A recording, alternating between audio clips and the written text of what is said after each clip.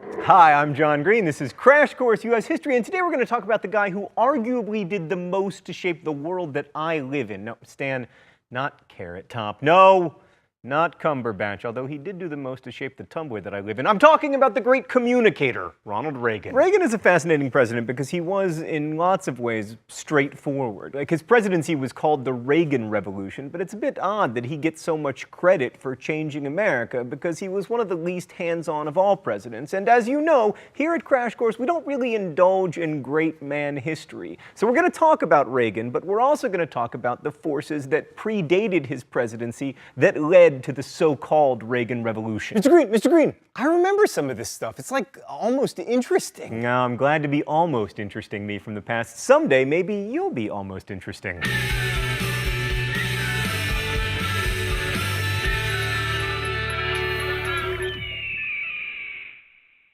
The Reagan era began, unsurprisingly, with his election to the presidency in 1980. Now, anyone could have beaten Jimmy Carter, but Reagan succeeded largely by pulling together many strands of conservatism. Reagan emphasized his belief in states' rights, and he condemned welfare cheats. He also condemned busing and affirmative action, and he won the support of religious conservatives, including the newly formed Moral Majority, by standing for family values, even though, in fact, he was the first U.S. president to have been divorced. Also, he once acted with a monkey. There's nothing family values about that. Stan just informed me that Ronald Reagan did not, in fact, act with a monkey. He acted with a chimp. I apologize to all of the primate rights people out there. Good Lord. Now, Reagan also appealed to the so-called white backlash, working-class white people who resented the advances that African Americans had made during the 1960s and 1970s. And economic conservatives liked his anti-union, low taxes, free market positions, and anti-government crusaders and libertarians liked his assertion that government was not the solution to problems, but was itself the problem. Then there were the Cold War hawks who liked his militant anti-Soviet rhetoric and his desire to spend more on the military. Now, that's a big coalition, but it turned out to be just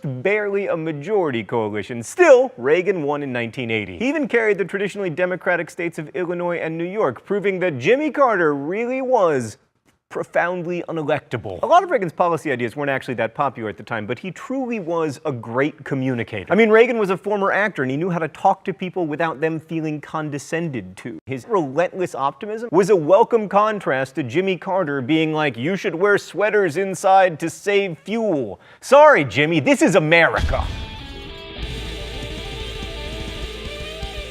Ronald Reagan used the word freedom more than any other president in American history, but it's interesting to think about what he meant by the word freedom. Because as we've seen in American history, freedom has meant lots of things to lots of people. Is freedom freedom from government tyranny? Or is freedom government protection from hunger and homelessness and military attacks? Do governments ultimately restrict freedom or provide it? Now, there's no question that the federal government that Ronald Reagan inherited would have been absolutely foreign to the people who founded this country. I mean, Social Security, federal income taxes, the National Endowment for the Arts? But some people would argue that the America of 1980 was much more free for more Americans than, say, the America of 1790, when, after all, slavery was legal. And in fact, in the early 19th century, many slave owners said that the government was taking away their freedom to own slaves. Ultimately, the question of how we should imagine freedom and how we should allow for it is at the center of American history. And a big part of Ronald Reagan's vision of freedom was economic freedom, which he laid out in his Economic Bill of Rights. It would curtail union power, reduce federal regulation of industry and the environment, and most of all, lower taxes. All these ideas were a big part of the Reagan Revolution, but as we know, much of what he proposed had been brewing for years during the rise of conservatism. So what aspects of this Economic Bill of Rights actually ended up happening? Well, his main accomplishment was lowering taxes. In 1981, Reagan persuaded Congress to lower the top tax rate from 70%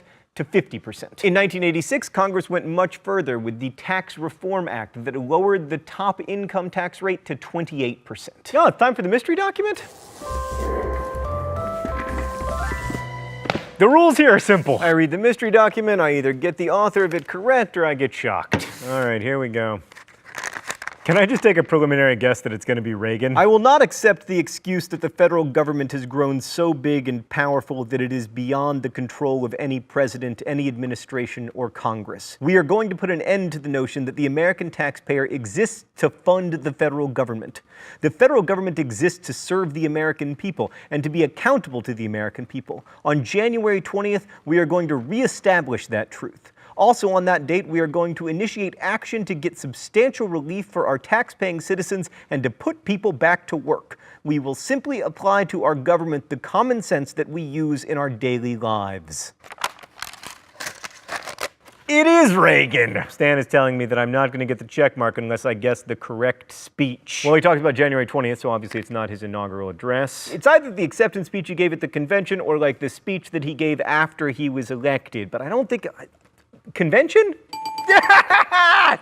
So the idea that lower taxes is the best way to spur economic growth is called supply-side economics, or trickle-down economics, or if you're George H.W. Bush running against Ronald Reagan in the 1980 primaries, voodoo economics. Sadly, this does not involve zombies or putting pins in dolls. Instead, it's about high interest rates to combat inflation coupled with cutting taxes, especially for wealthy Americans. Those rich people then spend more and invest more in private enterprise, which creates new jobs. Also, the thinking goes that lower taxes will encourage people to work harder since they'll be able to keep more of their money. Did this work? Yeah, now we're getting into the part of history where it depends on your political perspective. Initially, the high interest rates definitely provoked a recession in 1981 and 1982, which was not ideal. But inflation did drop from 13.5% in 1981 to 3.5% in 1988, and after 1982, the economy began expanding. And the rest of the Reagan era saw consistent increases in gross domestic product. However, not everyone benefited from that expansion. While the stock market boomed, wages didn't rise very much, and in fact haven't risen since. Now, one of the central ideas of supply-side economics is that you have lower tax rates and you also cut government spending because, you know, the government has less money. Which, yeah, did not happen. The government is always good at cutting taxes, but it is never good at cutting spending. The Reagan era did see cuts to some programs, but the really expensive items, Social Security, Medicare, Medicaid, they remained largely intact. And instead of cutting the overall amount of spending, it actually went up considerably because of a defense spending binge that saw the national debt balloon to $2.7 trillion. But Reagan totally did deliver on his anti-union rhetoric. In August 1981, when the unionized air traffic controllers went out on strike, violating federal law in the process,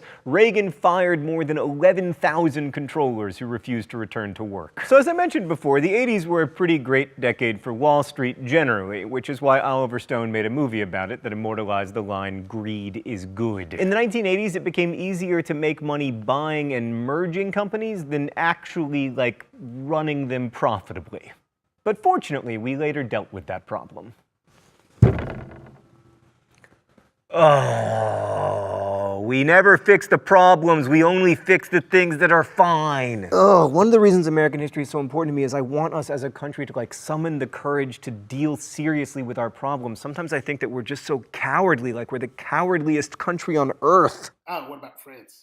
All right, the French. Right, but like the merger of R.J. Reynolds Tobacco, maker of Winston cigarettes, and Nabisco, which gave us Oreos, not only created a cancer and heart disease dream team, it also generated nearly $1 billion for the lawyers and bankers who put the deal together. But if you were like most of us in the 80s, watching Dallas and Dynasty, working at your regular job, inexplicably having a carpeted bathroom, then you probably didn't share in that abundance. The 80s saw rising economic inequality, although not nearly as dramatic as we see today. By the mid-1990s, the richest 1% controlled 40% of the nation's wealth, double the share from 20 years before. Meanwhile, the income of middle-class families stagnated, and that of the poorest 20% began to decline. And one often overlooked aspect of deregulation was the closing of hospitals for the mentally ill. Now, some of these institutions were hellish, but rapid closure of all of these facilities without replacement services meant that many patients were left to live on the street. Homelessness increased dramatically. Now, of course, Reagan is considered the darling of conservatives today, but by current standards, he was something of a moderate. I mean, yes, he cut taxes and he cut funding for programs that help the poor, like food stamps and school lunches. But during his second term, he worked effectively with the Democratic Congress. There's no bipartisanship today. Also, he left the big New Deal and Great Society programs largely intact. I mean, he was too old to believe in cutting Medicare. He was like, all of my friends are on this. And the 80s also didn't see the fulfillment of the desires of the Christian right. I mean, divorce rates went up, abortion continued to be legal, women didn't leave the workforce. In fact, Reagan appointed the first woman to the Supreme Court. Are you kidding? We didn't have a woman in the Supreme Court until the 1980s?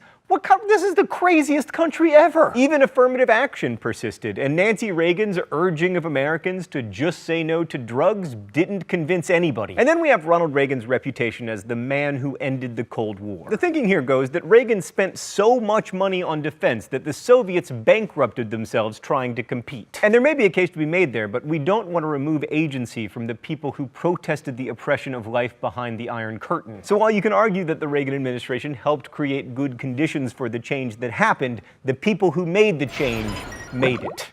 All right, let's go to the thought bubble. In his first term, Ronald Reagan took a really hard line against the Soviet Union. He called it an evil empire and even once joked that the US would begin bombing in 5 minutes. That was ill-advised. Reagan also sponsored the largest military buildup in US history, including the MX missile. The highlight was his proposed Strategic Defense Initiative, aka Star Wars, space-based missiles and lasers for shooting Soviet missiles out of the sky. This was a fantastic idea, although it would have violated the 1972 Anti-Ballistic Missile Treaty, but anyway, it was technologically impossible to build. The force was not strong with this idea. Reagan also pressured NATO to put missiles in Western Europe, and the war games that NATO staged in 1983 were so realistic that the Soviets almost scrambled their planes and launched ICBMs. Now, if that had resulted in a nuclear war, we'd have a very different story on our hands, but it didn't. And Reagan's aggressive nuclear posturing had a couple of positive results. First, it boosted the worldwide anti-nuclear weapons movement, called the Freeze Movement, and second, it turned Reagan into the most successful nuclear abolitionist in the atomic age. There's nothing like a reasonably close brush with nuclear apocalypse to tone down your rhetoric a little, and in his second term, Reagan was much more conciliatory toward the Soviets and worked to reduce the number of warheads. In his first term, according to the historian Victor Sebastian,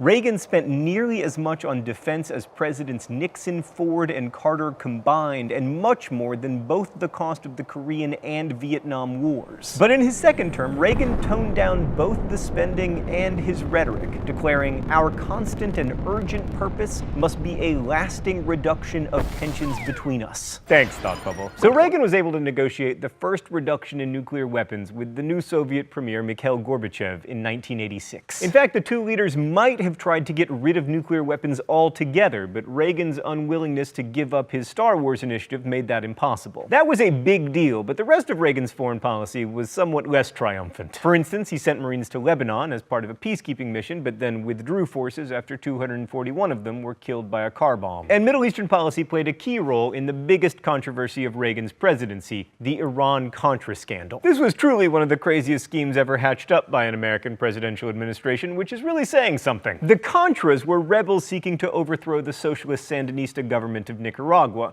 Because they were anti-communist and the Cold War was in full swing, the Reagan administration wanted to support them, but Congress passed a law saying that they couldn't. So two administration officials, John Poindexter and Oliver North, got creative. They hatched a plan to sell arms to the Iranian government, still technically our enemies, and then funnel some of the profits from those illegal arms sales to the Contras. And Congress would never have to know about it, except that they found out. Congressional hearings followed, and we learned a lot about Ronald Reagan's penchant for delegating the details of his policy to underlings. In this case, that served him well, as he could plausibly claim that he knew nothing about the clandestine activities of these two rogue employees. And this gets to the big point of the Reagan era. I'm not sure that it was really about Reagan. In fact, I'm not sure that any great man history is really about the great men who supposedly spearheaded it. Whether or not you think America is better off from the rise of conservatism we've seen since LBJ's Great Society, it wasn't really, and it still really isn't, about individuals. It's about us collectively deciding what we mean when we talk about freedom and equality. Thanks for watching. I'll see you next week. Crash Course is made with the help of all of these nice people who work on the show partly because they care about it and partly because, money. If you want to help us in our mission to keep Crash Course free for everyone forever, please consider subscribing over at Subbable, a voluntary subscription platform that allows you to pay whatever you want monthly to make Crash Course exist. Thanks for watching Crash Course, and as we say in my hometown, it's morning in America. What should I say? Don't forget to be awesome.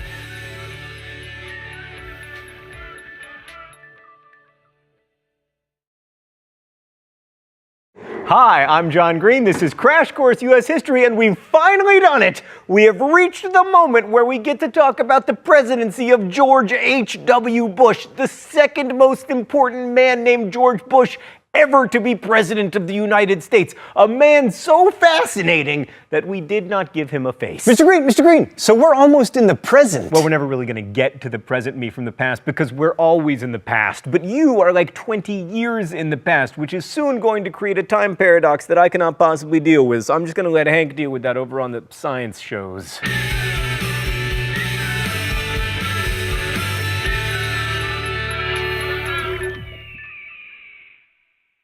Anyway, despite calendars and everything, the 1990s really began in 1988 with the election of George Herbert Walker Bush, who had probably the best resume of any presidential candidate since Teddy Roosevelt. I mean, he was a war hero, having enlisted in the Navy upon graduating from high school and then going on to become the youngest pilot in Navy history. He flew 58 missions in the Pacific during World War II and received the Distinguished Flying Cross for completing a mission in a burning plane before ditching into the sea. So just consider that the next time you complete a heroic mission in Call of Duty 4. After the war, Bush went to college at Yale and then moved to Texas, where he made millions in the oil industry. Then he became a congressman and then ambassador to the UN and then director of the CIA and then vice president. The guy had more careers than Barbie. Plus, like every great American politician, George Bush grew up in hard scrabble poverty, working his way through the Depression. Just kidding, he was the son of Connecticut Senator Prescott Bush. But I guess after 20 years of peanut farmers and former actors, America was ready to have an aristocrat at the helm again, as long as he pretended to be from Texas. Like certain crash course teachers wearing striped polo shirts, George H.W. Bush was an old-school Episcopalian, so he was never totally comfortable with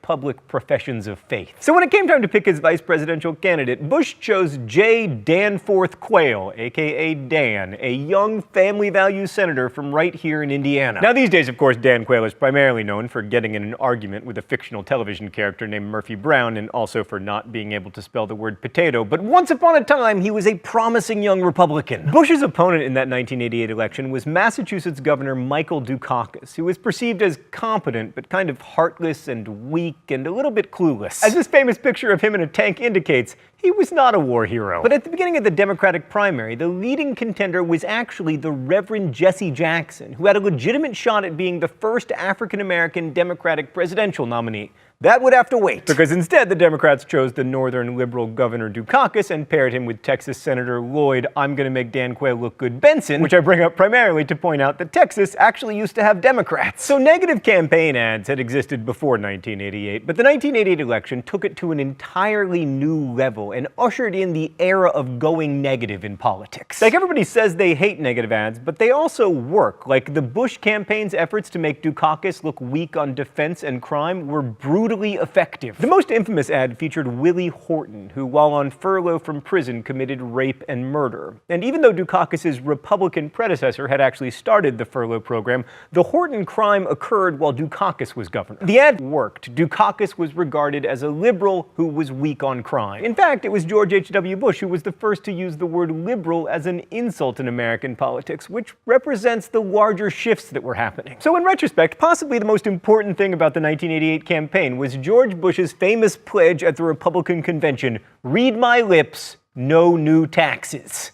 No way that's going to come back to bite him. So once he was president, it's not surprising that Bush focused more on foreign policy than domestic concerns. I mean, that was his background with the UN and at the CIA. But it also makes sense in the larger historical context because the Cold War actually ended during Bush's presidency, even though no one ever gives him any credit for it. I mean, the Berlin Wall came down, Poland's military rule ended, the Velvet Revolution happened in Czechoslovakia during Bush's watch. Let's go to the thought bubble. The end of the Cold War was really a failure on the part of the USSR rather than the result of successful American policies, but it left the US in something of a policy limbo. I mean, after all, the idea of a super powerful, malevolent Bowser boss Soviet Union poised to destroy the American way of life provided a comfortable structure for all our foreign relations for almost 50 years, as well as providing the reason for massive military buildup and all the jobs that came with it. One positive result of the end of the Cold War was a reduction in nuclear weapons. Under Bush, the US and USSR negotiated and implemented the START I and START II treaties, which limited the number of warheads each country could possess to between 3,000 and 3,500. I mean, that was still enough to end human life on Earth several times over, but it was amazing progress. The collapse of the Soviet Union and the end of the Cold War led President Bush to declare the dawn of a new world order. But calling it a new world order didn't make foreign policy any easier. Without the Cold War to orient us, foreign policy issues were much more confusing and messy. So, for example, Bush kept the United States out of Yugoslavia, which disintegrated in 1991, turning into a bloodbath. But he sent troops into Somalia to help deliver food aid, resulting in the botched operation described in the movie and book Black Hawk Down. And then there was the foreign policy crisis that Bush handled decisively: Saddam Hussein's invasion of Kuwait in August 1990. Bush brought the issue to the UN and ushered through a Security Council resolution that set a deadline for Saddam to leave Kuwait. When he didn't meet the January 15, 1991 deadline, the US had already put together a coalition of 34 nations ready to make him leave. America first launched a spectacular air war that destroyed much of the Iraqi defense capability, and then our technological prowess was on display for the world on CNN, which featured coverage of smart bombs blowing stuff up. When ground troops, led by General Norman Schwarzkopf, finally moved in, they were able to defeat the Iraqi army in just 100 hours. Thanks, Thought Bubble. So the Iraq War, I guess we now have to say first Iraq War, was a huge military success. America lost fewer than 300 soldiers. Iraq suffered somewhere between 1,500 and 9,500 killed in action. And the US's military objectives had been achieved clearly and quickly. And Bush claimed that the victory had forever banished the so-called Vietnam syndrome, the reluctance to use American military power for fear of becoming bogged down in another quagmire. Now, in hindsight, if the Americans had supported Iraqi efforts to topple Saddam Hussein and build a new Iraq, we might have achieved that objective as well. But the mission under the UN resolution was to get Iraqis out of Kuwait, and so that's what we did. Bush didn't want to take it any further. Oh, it's time for the mystery document? The rules here are simple. I read the mystery document, I either guess the author correctly or I get shocked. All right, let's see what we got today. 5 of the 7 agree with President Bush that the war is just or at least necessary, but not one wants to fight in it. All are opposed to a draft, though a few said one might be necessary as a last resort.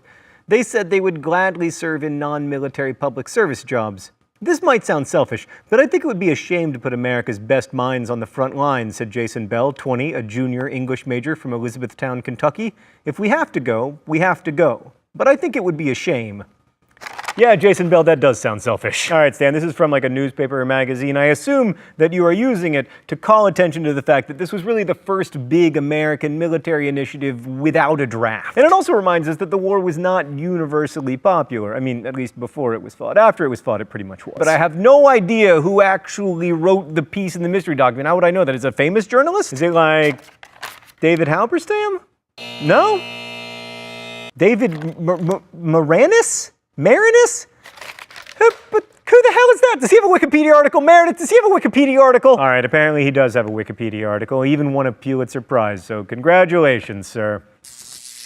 So the Gulf War lifted President Bush's approval rating to an unheard of 89%. And in April 1991, it looked like there was no way that George H.W. Bush would lose his re-election bid, but he didn't consider the domestic issues that were kind of important to Americans. We are very happy to talk about all the wars that we are fighting, unless and until someone raises our taxes. So Bush wasn't much interested in putting together a domestic agenda. He once called it the vision thing. And anyway, he would have had a hard time getting anything through the democratically controlled Congress. So Congress continued to pass New Deal-style liberal legislation, including expanded funding for Head Start and welfare, as well as a family and medical leave bill, which Bush vetoed twice, but eventually passed nonetheless. With the Family Medical Leave Act, of course, America joined every other country in the world in offering paid maternity and paternity leave to new parents. What's that? We didn't? We still don't have that. We still don't have paid leave.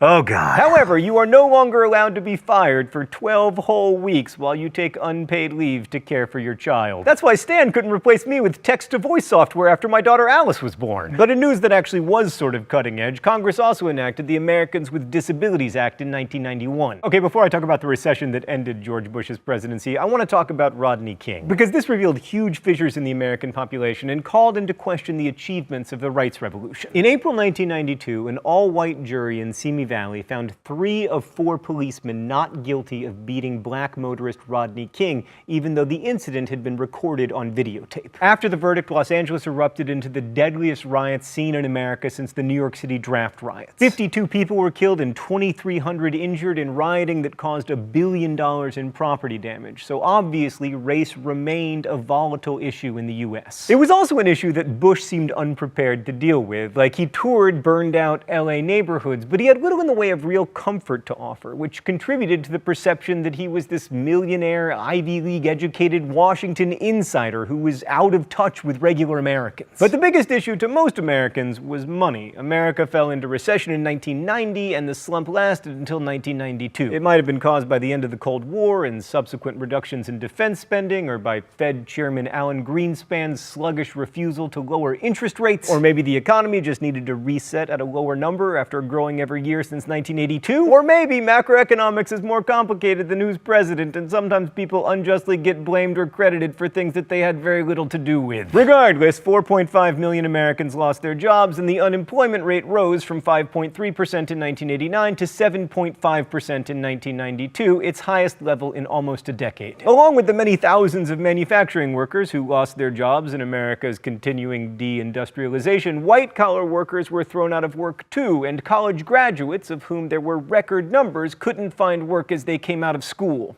Stop me if any of that sounds familiar. One person who struggled to find a job after graduating during the Bush recession was none other than Crash Course writer Raoul Meyer, who, after sending 100 resumes out, got 3 job interviews and ended up working at a small independent school in Alabama where he became the teacher of me from the past. Now, the recession was certainly bad for Bush politically, but what probably destroyed his re-election hopes was the whole taxes thing. In 1991, with tax receipts dropping and spending not slowing very much, President Bush did something that now seems unthinkable.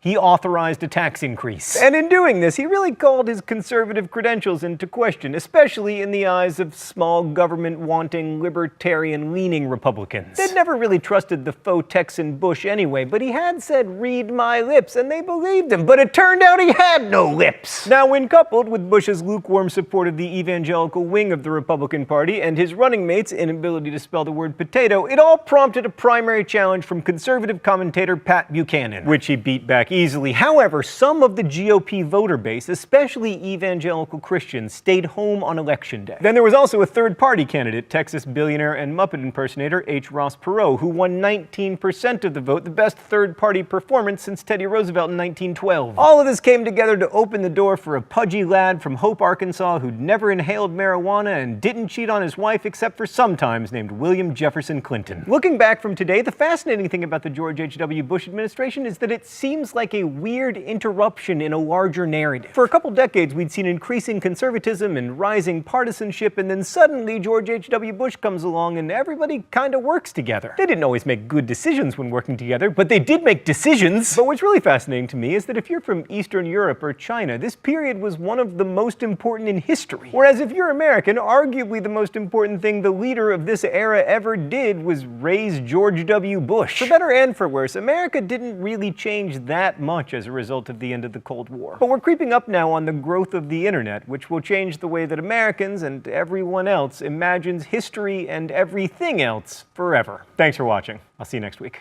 Crash Course is made with the help of all of these nice people, and it exists because of your support at Subbable, a voluntary subscription platform where you can give whatever you want to help make Crash Course awesome. There's also great perks and stuff, so check out Subbable. Thank you for watching Crash Course. Thanks for making it possible, and as we say in my hometown, don't forget to be awesome.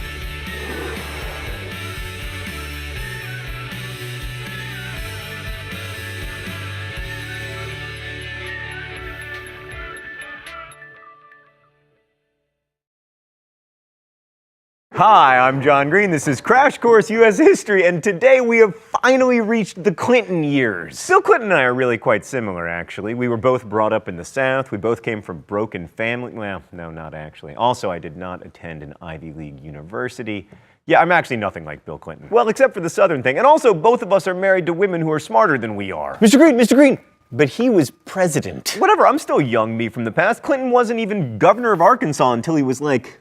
oh, crap, he was 32. I'm finished.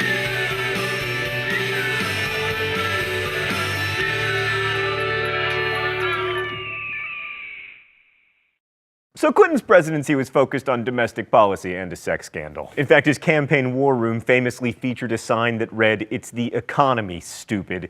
His domestic legacy is pretty complex, though, so we're going to start with foreign policy. The Clinton years didn't feature as many foreign policy successes as Bush 41, but Clinton did have his moments, like his administration achieved a partial success with the 1993 Oslo Accords when Israel recognized the legitimacy of the Palestinian Liberation Organization. However, that eventually resulted in the PLO becoming progressively less powerful, and as you may have noticed, it didn't ultimately achieve peace in the Middle East. Clinton was more successful in Yugoslavia, where he pushed NATO to actually do something for once, in this case a bombing, sending troops kind of something. Now, there had been widespread ethnic cleansing of Bosnian Muslims before the NATO intervention, but the fighting ended with the Dayton Accords. And then there's the Rwandan genocide, which the Clinton administration did absolutely nothing to prevent, and where 800,000 people died in less than a month. The Rwandan genocide is probably the international community's greatest failure in the second half of the 20th century, and while certainly Clinton was among many people who were complicit in that, including like me, so far it's not such a good foreign policy record. Terrorism also became a bigger issue during Clinton's presidency. The World Trade Center was bombed for the first time, the USS Cole was attacked, but the most destructive terrorist act during Clinton's presidency was of course committed by Americans, Timothy McVeigh and Terry Nichols, who blew up the Murrah Federal Building in Oklahoma City. Which brings us to an awkward transition from domestic terrorism to domestic policy. So Bill Clinton was from Hope, Arkansas, and he ran as a centrist Democrat who wanted to do things differently. He wasn't going to be inside the Washington Beltway, and he wasn't going to be some old-fashioned liberal who was all about raising taxes and funneling billions of dollars to Snuffleupagus. That centrism made him very electable, but his first few domestic agenda items faltered. Like, he tried to end the ban on gay people entering the military, but opposition led him to compromise with the famous don't ask, don't tell policy. Essentially, you were allowed to be homosexual if you were in the military, you just weren't allowed to acknowledge it. And then there was the 1993 healthcare initiative led by Clinton's wife Hillary, which was also a failure. By the 90s, the United States was the last industrialized nation not to have universal health care, and while Hillary Clinton's plan would have resulted in Americans having universal health care, it was too complicated to sell to us. Also, it faced very powerful opposition from like drug companies and insurers and medical device makers, lots of people. But at least it had a working website. What's that, Stan? There was no web? What did they use, like a mobile app or something? There was no apps? I thought we were in modern history. So on the heels of these failed policy initiatives, in 1994, Democrats were swept out of Congress and Republicans took control of both the Senate and the House. The new Speaker of the House, whose real name was Newt Gingrich and who would later run for president despite being named Newt Gingrich, issued something called the Contract with America. It promised to cut government, cut taxes, cut regulation, overhaul welfare, and end affirmative action. And this led to a government shutdown in 1995 over an inability to reach a budget agreement between the Congress and the president, which in turn made all of these new congressional Republicans very unpopular with the American people as a whole and played into Clinton's political strategy of triangulation. His strategy was to campaign against radical Republicans while co-opting some of their ideas. The most obvious example was his declaration in January 1996 that the era of big government is over. Spoiler alert, it wasn't. There has been no president since World War II who decreased the size of the government, and that will change whenever, because all of the things that actually cost the government a lot of money, like Social Security and Medicare, are very popular, and both of those programs benefit old people who vote disproportionately because they have nothing to do since Murder, She Wrote was canceled. However, Clinton did actually shrink parts of the government, with policies like the Telecommunications Act of 1996, which deregulated broadcasting. But Clinton's signature economic policy was welfare reform, aka the Personal Responsibility and Work Opportunity Act of 1996. This law replaced the Aid to Families with Dependent Children program, which had given money directly to poor mothers. But with Clinton's welfare reform, states received block grants that came with strings attached, including work requirements and time limits for total benefits. Welfare rolls plummeted, and many economists see this as the rare bipartisan victory in the 1990s, but it's still controversial, and many liberal people felt that Bill Clinton had betrayed them. But Clinton still remained popular through much of his presidency, largely because it really is the economy, stupid, and the economy got better. In fact, by the time Clinton left office, unemployment was below 4%, which hadn't happened since the 1960s. That meant there should have been inflation, but somehow there wasn't, possibly because of increased global competition that kept wages down and also energy prices that were remarkably remarkably low as worldwide oil production increased. Microchips made it possible to develop loads of new products like personal computers and DVD players and video games and cell phones and Crash Course. And computers completely transformed the American workplace. I mean, until the 90s, people would go to work and they would sit in their offices at their desks and they would... I don't know what they did because they didn't have computers. How did anything get done before computers? I mean, how were books written? How was The Godfather edited? How was this globe made? I mean, did some individual human hand sculpt it from clay? So no wonder the economy got better. We'd stumbled on the biggest innovation since, like, wheels. And during the Clinton administration, we didn't just have computers. We had computers that began to connect to each other. I'm referring, of course, to the internet, which might have remained like a military communications network if computer scientists and entrepreneurs hadn't worked out how to use it to sell things. This was the beginning of the e-commerce boom, which would be followed by an e-commerce bust, but then another e-commerce boom, which would eventually give us websites where you can buy Crash Course DVDs like dftba.com, and also lesser-known e-commerce sites like eBay and Amazon. Oh, it's time for the mystery document? The rules here are simple. I read the mystery document, I either get the author correct or I get shocked. Okay, here we go. The information highway will extend the electronic marketplace and make it the ultimate go-between, the universal middleman. Often, the only humans involved in a transaction will be the actual buyer and the seller. All the goods for sale in the world will be available for you to examine, compare, and often customize. When you want to buy something, you'll be able to tell your computer to find it for you at the best price offered by any acceptable source, or ask your computer to haggle with the computers of various sellers. Information about vendors and their products and services will be available to any computer connected to the highway. Servers distributed worldwide will accept bids, resolve offers into completed transactions, control authentication and security, and handle all other aspects of the marketplace, including the transfer of funds. This will carry us into a new world of low-friction, low-overhead capitalism, in which market information will be plentiful and transaction costs low. It will be a shopper's heaven. Stan, that sounds like something that Amazon founder Jeff Bezos would say. No? Dang it, Bill Gates! Let me tell you how much I enjoy this. None. Ah, the information superhighway, it made all of this possible, including my shock pen. Yeah! Now, one of the lessons of history is that good news for someone is almost always bad news for someone else, and that was certainly the case with the longest period of economic expansion in American history. Increased use of information technology facilitated the globalization of manufacturing, and the pressure to manufacture cheaply pushed wages down and encouraged companies to locate factories in countries with lower environmental regulations and also lower wages. That's great for companies, it's good for prices, arguably good for workers in the developing world, not so great for the environment or for American workers. The deregulation of finance also contributed to global growth. Capital could flow more easily anywhere in the world, but this also meant that it could flow out easily, making financial crises more likely and more widespread. The growth of free-flowing capital in the 1990s created a world in which the crash of 2008 was more or less inevitable. But before that, we had the crash of 2000. As money flowed into the stock market, bubbles developed. And in some ways, this was more problematic than it used to be because a much greater percentage of Americans had become investors in stocks, an actual majority of them by the year 2000. And many of these investors were buying into these hot new dot-com stocks. In fact, the tech-heavy NASDAQ exchange soared in 1998 and 1999. And then it lost 80% of its value in 2000 when the bubble burst. It turns out that the Pets.com business model of selling you dog food at a loss is not a sustainable business model. Although, to be fair, Amazon's been selling stuff at a loss now for 20 years and they're still at it, so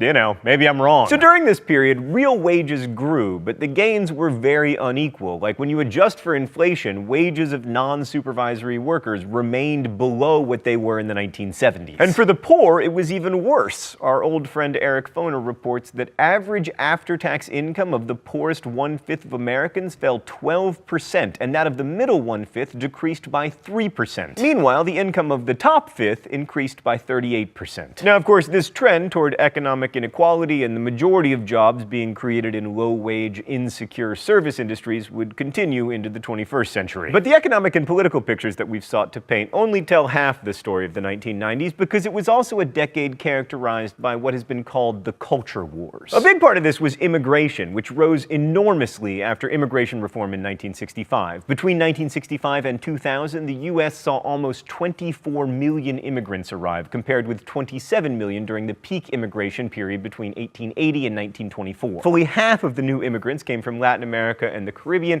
35% came from Asia, only 10% came from Europe, and most of them were from the former USSR and the Balkans. As had always been the case, most immigrants were attracted by labor opportunities, but now more were highly educated. In fact, 40% had college educations. Let's go to the thought bubble. Latinos were the largest immigrant group by far, with Mexicans making up the largest contingent, and by 2007, Latinos would replace African Americans as the second largest ethnic group. Latinos suffered disproportionate poverty, and despite significant economic gains during the 1990s, African Americans still found their economic opportunities limited. According to Eric Foner, in 2007, the total assets of the median white family stood at $87,000. For black families, the figure was $5,400. Diversity also increased in other ways, like single-parent families became more accepted, which was essential as 50% of marriages ended in divorce. Out-of-wedlock births declined, primarily because teenagers were practicing safer sex, and teens and adults were cohabitating before or instead of marriage. Eventually, the mom, dad, and 2.4 kids standard American household became only one of a number of accepted options for families. Gay and trans people became increasingly visible in the national consciousness as a result of the LGBT rights movement, and it was becoming safer for people to come out of the closet. On the other hand, the AIDS epidemic, which disproportionately affected the LGBT community, was disastrous. By 2000, 400,000 Americans had died of AIDS. Then there's the depressing rise in imprisonment.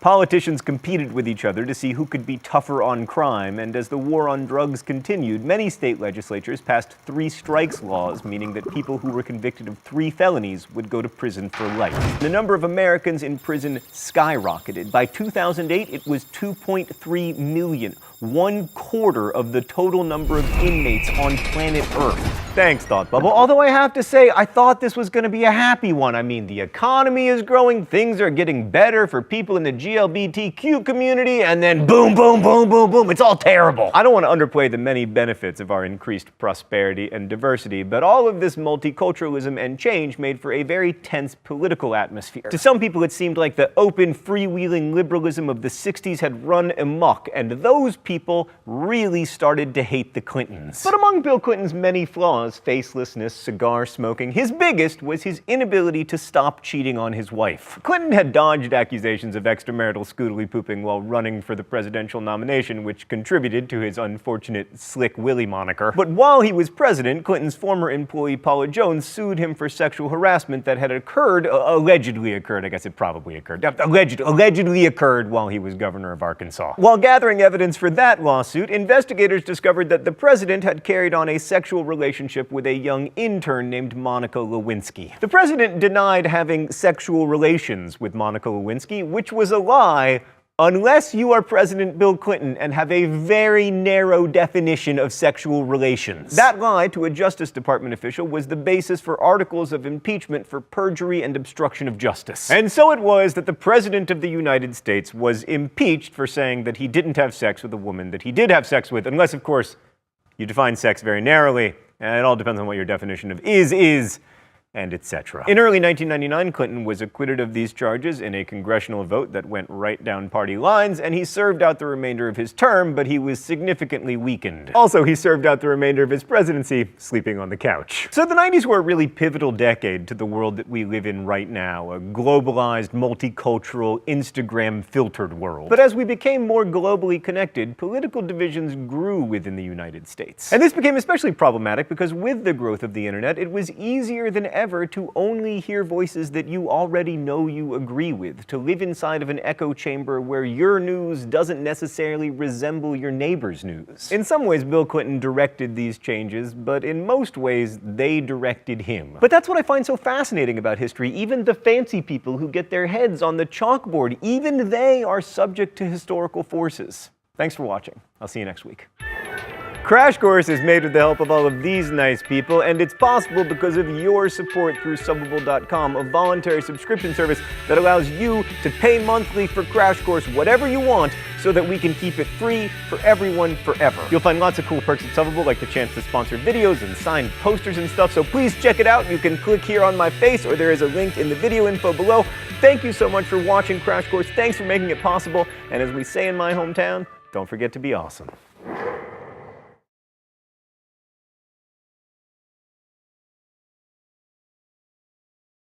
Hi, I'm John Green. This is Crash Course U.S. History, and today we've done it! We've finally reached the 21st century! Today we boldly go where no history course has gone before because your teacher ran out of time and never made it to the present. Also, if you're preparing for the AP test, it's unlikely that today's video will be helpful to you because, you know, they never get to this stuff. Mr. Green.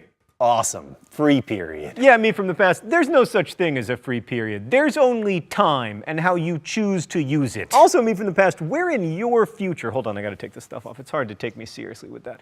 Where in the future for you, which means that you are learning important things about the you who does not yet exist. You know about Lady Gaga, Kanye and Kim, Bieber? Well, you're not gonna find out about any of those things because this is a history class, but it's still gonna be interesting.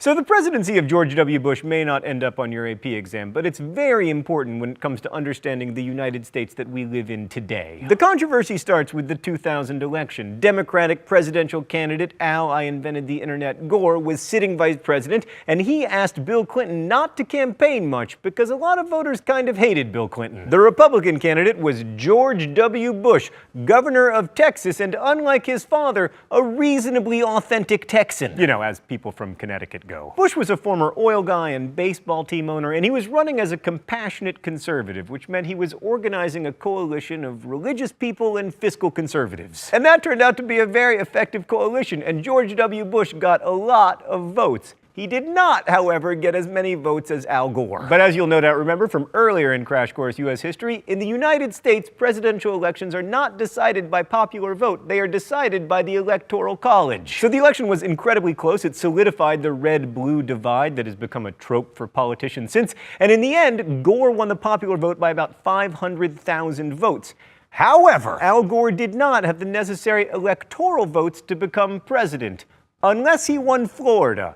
Did he win Florida?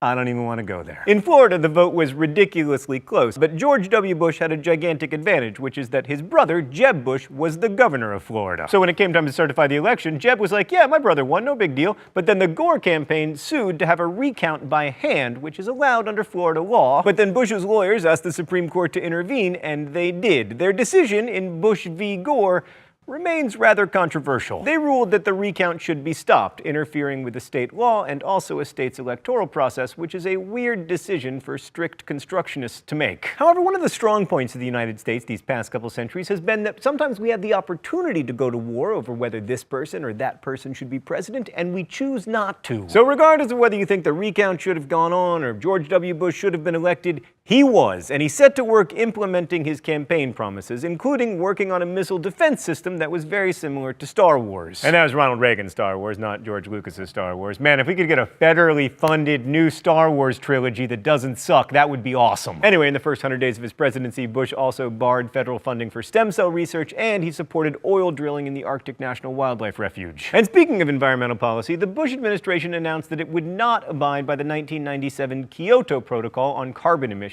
And that didn't go over well with environmentalists in the US or in all of these green parts of not America, because they were like, you guys made all the carbon. To which we said, this is America.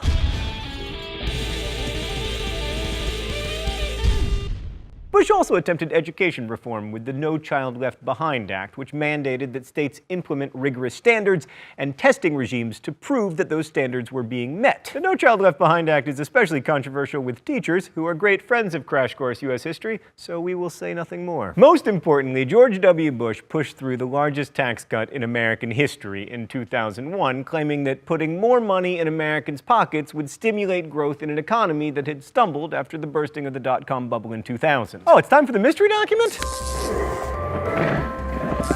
The rules here are simple. I guess the author of the mystery document, I either get it right, or I get shocked with the shock pen. All right, what do we got here today? I got a feeling it's gonna be a sad one. It was a beautiful fall day with a crisp blue sky. I was coming into work late that day. I guess I didn't have first period class. It was only the second or third day of school. When I emerged from the subway, Union Square was strangely quiet, which only added to the beauty of the day. People were standing still, which is weird in New York under any circumstances, and looking down University Place toward Lower Manhattan. Before I even looked, I asked a passerby what had happened. She, or he, I really don't remember, said that a plane had crashed into the Trade Center. Then I looked and saw the smoke billowing out of the South Tower. I thought it was an accident, but I knew this was not going to be an easy day. Well, it's obviously someone who was in New York City on September 11th, 2001, but that only narrows it down to like 10 million people. However, I happen to know that it is crash course historian and my high school history teacher Raoul Meyer who wrote that account. This is the saddest I have ever been to not be shocked. So whether George Bush's domestic policy would have worked is up for debate, but the events of September 11th, 2001 ensured that foreign policy would dominate any discussion of the opening decade of the 21st century. That morning, terrorists affiliated with Al-Qaeda hijacked 4 airliners. 2 planes were flown into Manhattan's World Trade Center, a third was crashed into the Pentagon in Washington, and a fourth, also headed for Washington, D.C., crashed in Pennsylvania when passengers overpowered the hijackers. Almost 3,000 people died, including almost 400 policemen and firefighters. As Americans rushed to help in the search for survivors and to rebuild a devastated city, a shared sense of trauma and a desire to show resolve really did bring the country together. President Bush's popularity soared in the wake of the attacks, and in a speech on September 20th, the president told Americans watching on television that the terrorists had targeted America, quote, because we love freedom and they hate freedom. This is another critical moment in American history where the definition of freedom is being reimagined. And we were reminded in the wake of September 11th that one of the central things a government does to keep us free is to keep us safe.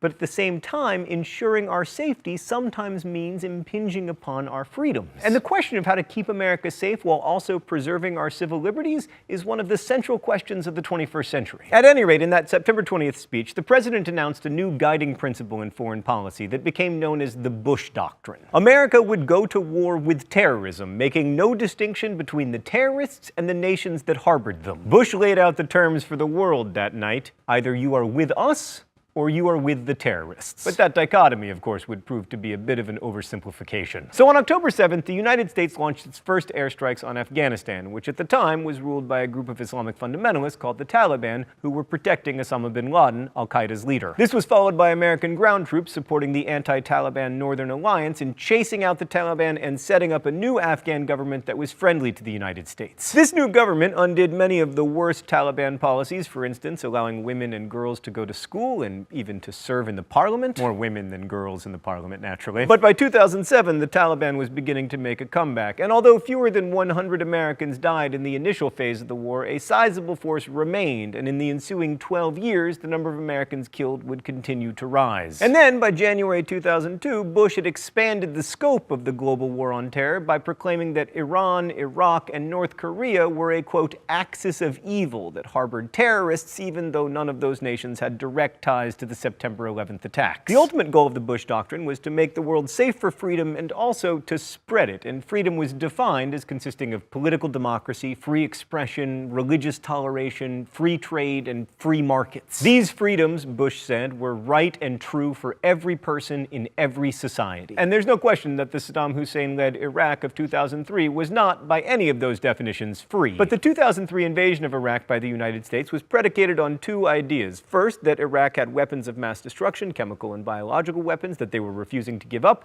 and second, that there was, or at least may have been, a link between Saddam Hussein's Iraq and the Al-Qaeda attacks of 9/11. So in March 2003, the United States, Britain, and a coalition of other countries invaded Iraq. Within a month, Baghdad was captured, Saddam Hussein was ousted, Iraq created a new government that was more democratic than Saddam's dictatorship, and then descended into sectarian chaos. After Baghdad fell, President Bush declared the end of major combat combat operations in Iraq, but troops soon found themselves trying to manage an increasingly organized insurgency that featured attacks and bombings. And by 2006, American intelligence analysts concluded that Iraq had become a haven for Islamist terrorists, which it hadn't been before the invasion. In fact, Saddam Hussein's socialist government, while it occasionally called upon religion to unify people against an enemy, was pretty secular. Although fewer than 200 Americans had died in the initial assaults, by the end of 2006, more than 3,000 American soldiers had been killed and another 20,000 wounded. Hundreds of thousands of Iraqis had died in the conflict, and the costs of the war, which were promised to be no more than $60 billion,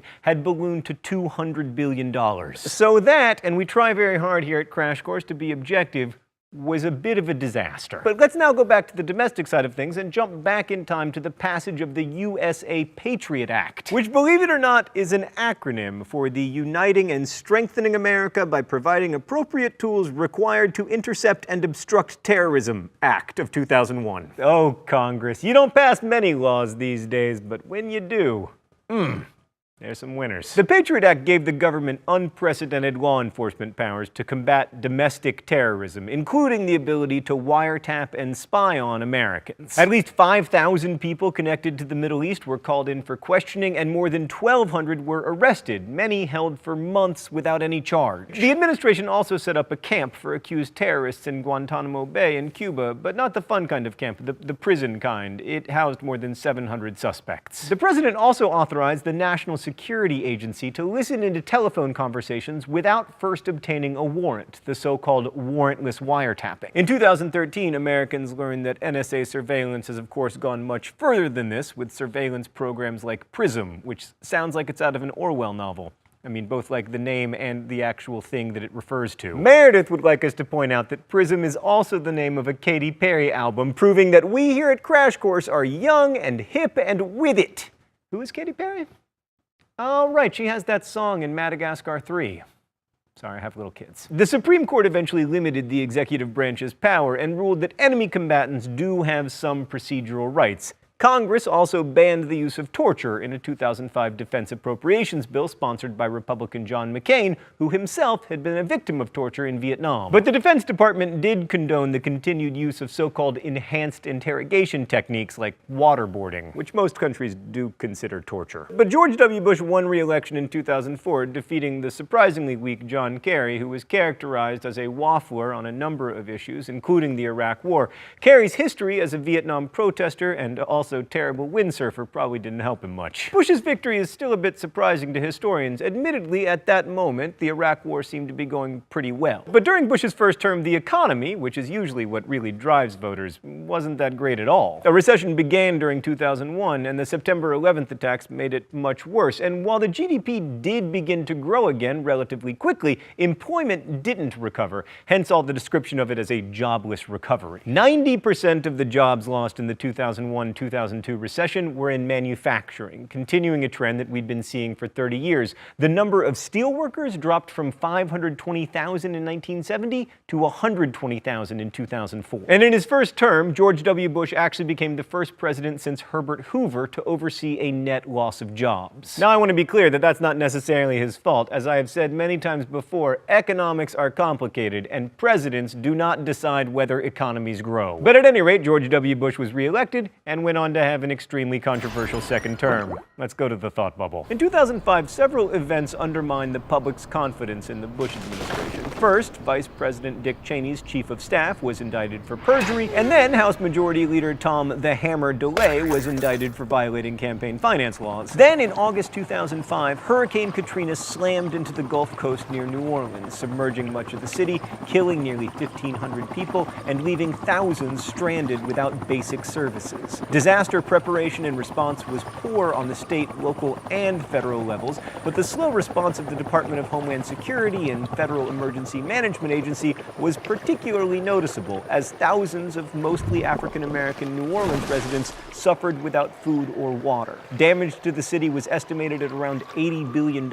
And the Katrina disaster also exposed the persistent poverty and racial divisions in the city. While the Katrina response probably contributed to the reversal of fortune for congressional Republicans in the 2006 midterms, it was more likely the spike in gasoline prices that resulted from the shutting down of refining capacity in the Gulf and increased demands for oil from rapidly growing China. Voters gave Democrats majorities in both houses, and Nancy Pelosi of California became the first woman Speaker of the House in American history. And then, in 2007, the country fell back into recession as a massive housing bubble began to deflate, followed by the near collapse of the American banking system in 2008. Thought Bubble, thank you once again for the tremendous downer. So the Bush years are still in the recent past, and it's impossible to tell just what their historical significance is without some distance. But the attacks on September 11th had far-ranging effects on American foreign policy, but also on the entire world. Under the leadership of George W. Bush, the United States began a global fight against terrorism and for freedom. But as always, what we mean by those words is evolving, and there's no question that in trying to ensure a certain kind of freedom, we have undermined other kinds of freedom. We'll get to the even messier and murkier world of the 2008 financial collapse next week. Until then, thanks for watching. Crash Course is made with the help of all of these nice people, and it exists because of your support through Subbable.com, a voluntary subscription service that allows you to subscribe monthly to Crash Course for the price of your choosing. There are great perks over at Subbable, but the biggest perk of all is knowing that you helped make Crash Course possible, so please check it out. Thank you for watching, thanks for supporting Crash Course, and as we say in my hometown, don't forget to be awesome.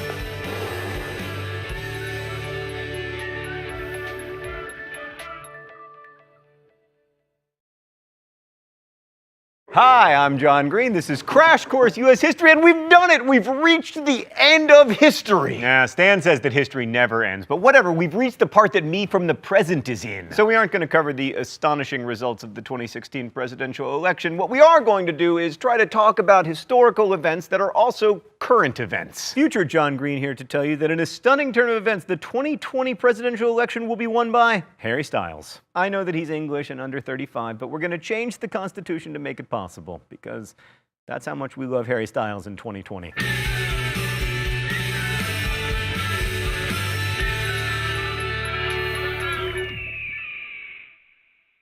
So when we last left George W. Bush, his approval rating was dropping to the lowest number in President of the United States approval rating history. And the U.S. was facing what turned out to be the second worst economic crisis in the past 150 years, a crisis that remains unnamed because we're kind of still in it. But I'd like to propose a couple names: the Wall Street Wamboozle, the financial fart storm. However, knowing historians, they will inevitably call it like the major recession of 2008 to 2012. Boo! So what caused the financial fart storm that began in late 2008? Well, it was a mixture of public and private activities that tilted towards short-term economic thinking, speculation, and irresponsible spending. First, there was the Federal Reserve's policies of keeping interest rates freakishly low in response to the 2001-2002 recession. Now, this worked, but the recession ended and interest rates stayed low. And this, combined with unscrupulous mortgage lenders, encouraged people to buy houses that they could not afford. In the early 2000s, many millions of Americans, including certain Crash Course U.S. history hosts, bought real estate assuming that its value would increase rapidly and forever, so that when you were unable to make payments, you'd just sell it, pay off the mortgage, and make a tidy profit. It turns out this was essentially a pyramid scheme, and my friends,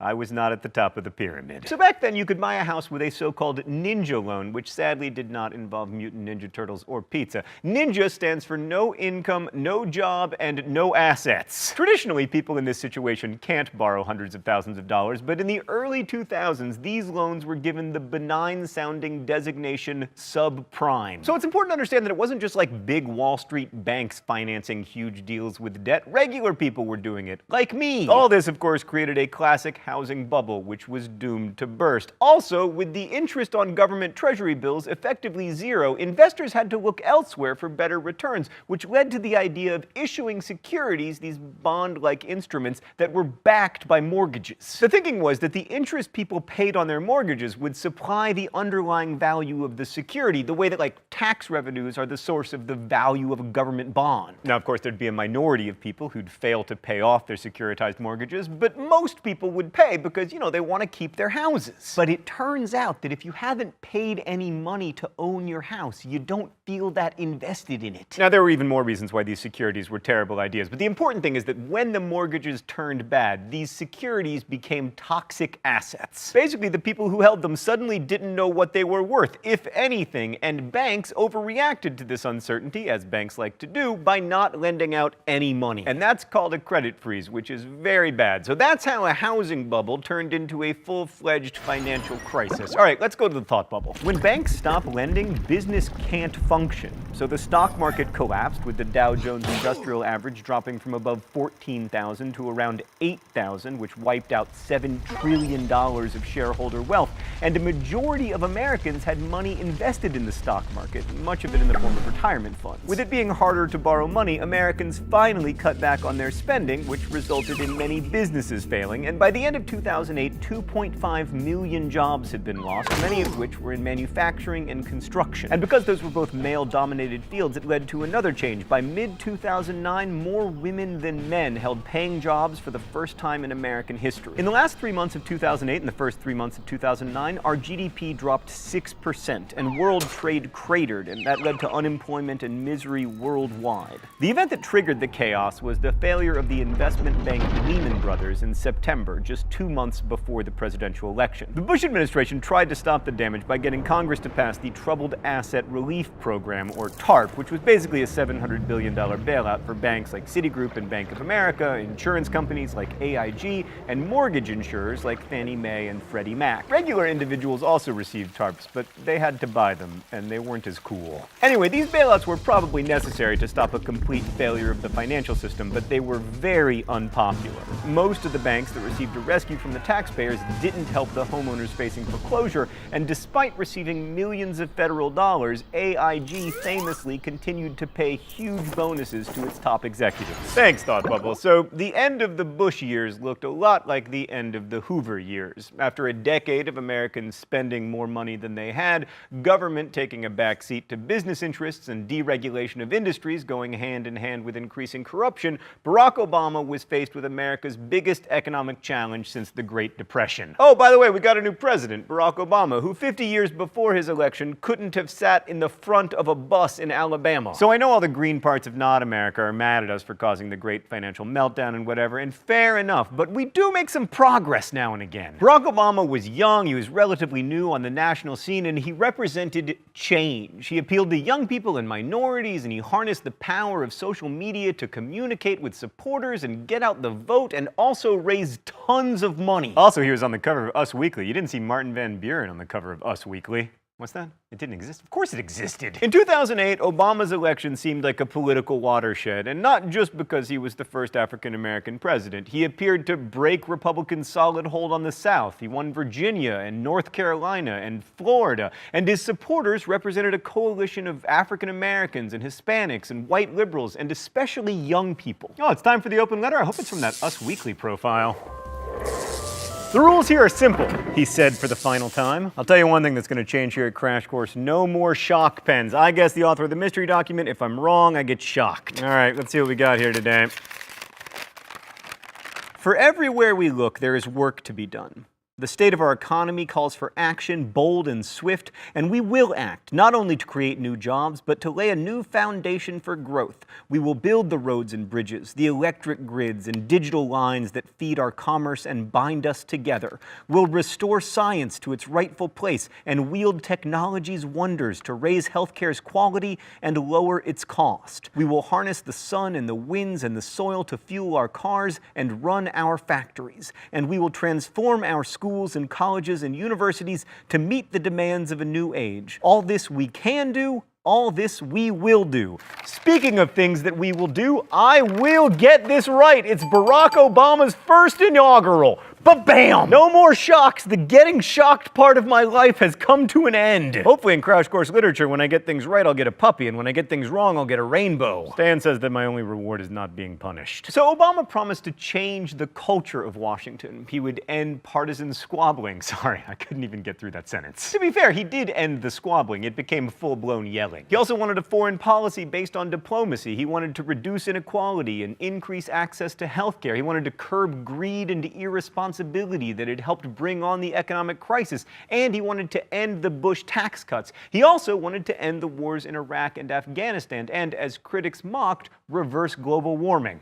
It's a tall order. So how has he done? Not bad. Well, some would say not great either. For instance, he launched diplomatic outreach to the Muslim world, but a lot of this was more rhetoric than action, as in his verbal support for the revolution that overthrew Hosni Mubarak in Egypt. And he did keep some of his campaign promises. For instance, he signed into law the Lilly Ledbetter Fair Pay Act, which made it easier for women to sue when they'd been systemically underpaid. And he also reversed an earlier executive order that limited women's reproductive rights. And speaking of women, he appointed two of them to the Supreme Court, Elena Kagan and Sonia Sotomayor, the court's first Hispanic member. He also followed through on his promise to end the war in Iraq, although to be fair, the Bush administration had really set him up for success there. And he increased the number of U.S. troops in Afghanistan as part of a longer-term plan to end the war there, which has sort of worked. He also authorized a successful military operation that killed Osama bin Laden on May 2nd, 2011. I was in Amsterdam at the time, and the Dutch media came to my house to ask me how Americans felt about this, and I said, good. On the other hand, Obama has been criticized internationally for backing off his promise to close the Guantanamo Bay detention camp, and he has largely followed the Bush administration's policies with the war on terror. But the Obama administration has deployed far more unmanned drones to kill suspected militants around the world. Despite provoking outrage on the left and the right, Americans generally appear to support the use of drones and also extralegal assassinations of accused terrorists. Obama also kept in place Bush's executive power. In fact, he expanded it in some ways with the NSA's PRISM program. What about that financial mess he inherited? Well, Obama was fortunate to have a Democratic Congress for his first term in office, so he could push through a lot of legislation. This included a sweeping stimulus package with nearly $800 billion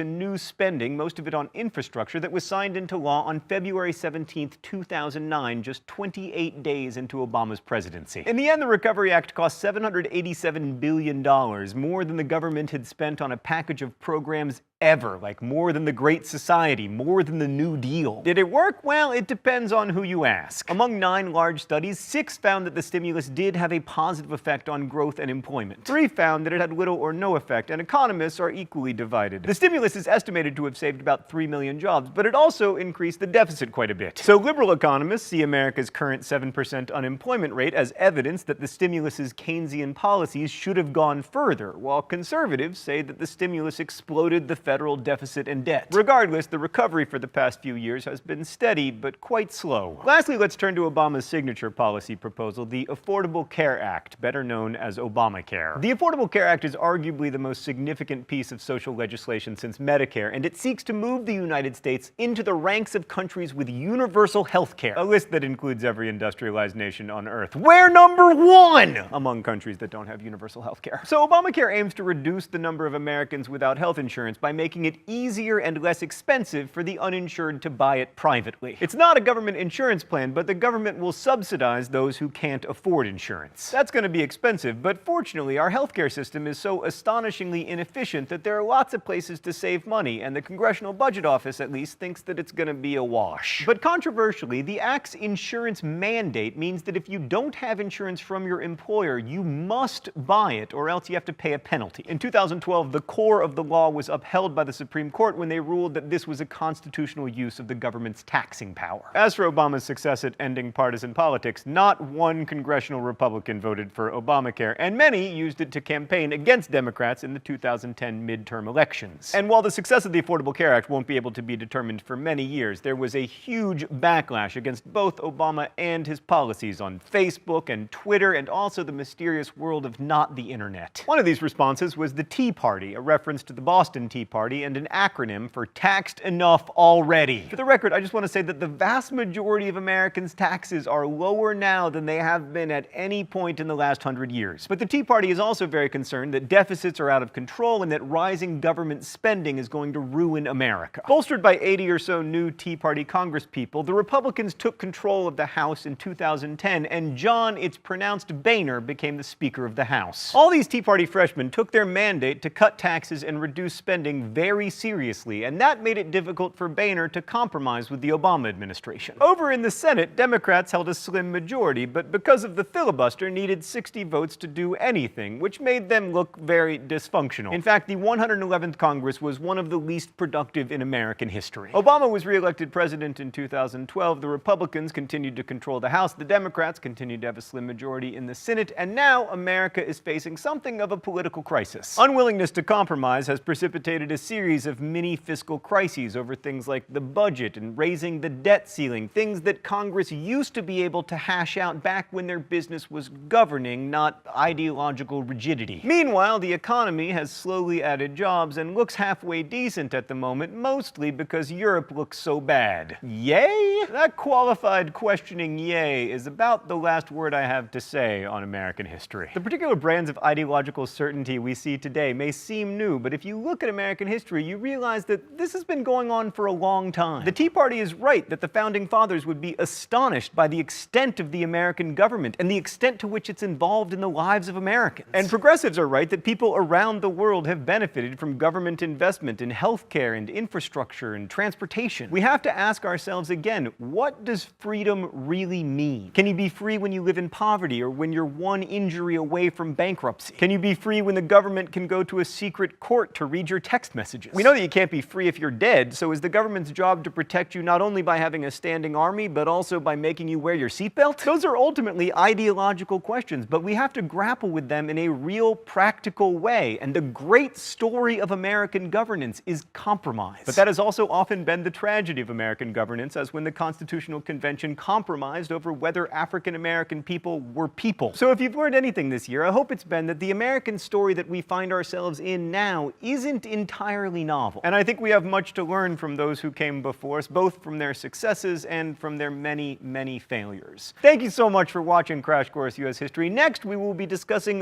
literature. Your first reading assignment, The Odyssey. It's a great book. I promise. You're gonna like it. Thanks again for watching. I'll see you then. Crash Course U.S. History is made with the help of all of these nice people, and it exists because of your continuing support through Subbable.com. There's a link right there that you can click to go voluntarily subscribe to Crash Course and keep this show, rolling. Thank you so much to everyone who has watched and supported the show the last 2 years. I'm wearing the same shirt that I wore at the first episode of Crash Course World History to celebrate 2 successful years of teaching history. This has been one of the great professional joys of my life, and I'm so grateful to everyone who's helped make the show and to everyone who's watched it. You can find a full list of your reading for Crash Course Literature in the doobly-doo. Thank you again for watching. As we say in my hometown, don't forget to be awesome.